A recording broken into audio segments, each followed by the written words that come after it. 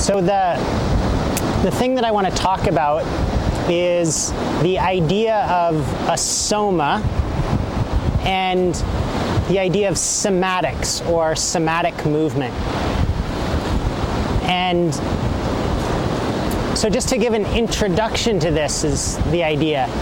And so many of us think of ourselves as our minds or our consciousness, and that we have a body.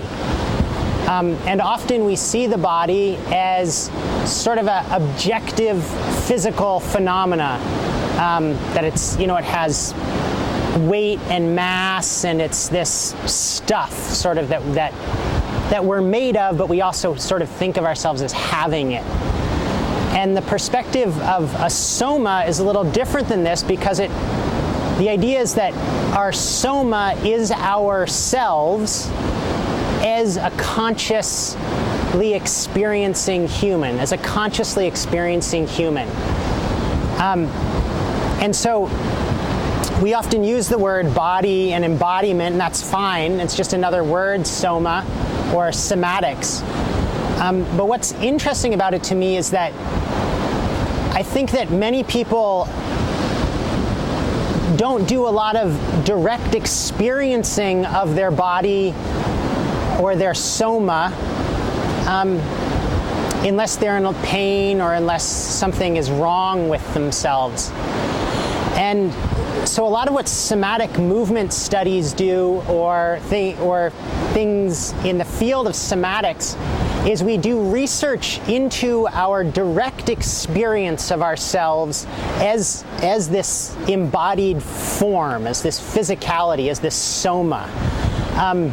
And so an example of how this is a little different than a perspective that might see the body as an objective sort of phenomena that isn't a subjective experience. It isn't a subjective experience in many people's perspectives, is the question of well, what is my hand?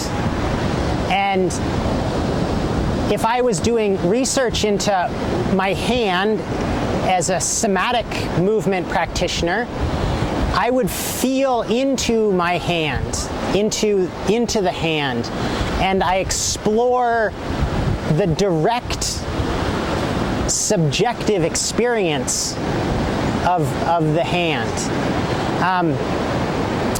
And it's a categorically just different way of experiencing a body. I am the only person who experiences my soma directly. That's what makes it me. It's mine alone. Other people can look at it, they can have their own experiences of me, but I'm the only one who will ever experience myself from the inside. I am unique in that, and every individual human is unique in their experience of themselves. And so I'm really interested in this also in relationship to physical practices or physical disciplines, because there's many physical disciplines like yoga, like qigong, like stretching, sports, that we engage our bodies, we engage ourselves in movement, and we can do so from different perspectives. One perspective is we can do so from a perspective of how I am moving from the inside, how I am experiencing the movement, or myself, how I'm experiencing myself. And another way is maybe that we're trying to fulfill the demands of an exercise in terms of the form it creates on the outside, the position of the arm in space. And we think, we're going to make a line with the arm in space if you're doing a practice. And that's one way we can do a practice, but often the somatic disciplines and many wisdom disciplines of qigong, yoga, other practices, we direct people to feel inside themselves, to actually feel the movement. And it's a unique, direct experience of an undeniable truth. It's a categorically different truth. If I say, is my arm in the right position, that's a judgment. What do I experience in this position? That's just what is. It's a somatic perspective. And so I just wanted to share that. That's one of the sort of differences between a somatic perspective and a bodily perspective, that when we talk about the soma or somatic education, we're talking about learning to sense ourselves more fully. We're learning to study ourselves as a living conscious experience. Where it's not necessarily a learning of being able to do something fancy from the outside. What the miracle or the amazing thing that you might do is you might be able to simply feel the movement of your pelvis in relationship to the movement of your head.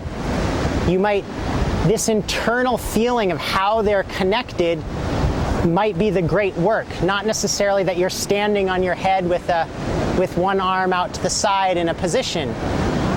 It's more the work of studying ourselves and our possibilities from the inside out. So that's the thing I wanted to share. It's an approach that you can use to many different practices, a more somatic approach. Thank you very much.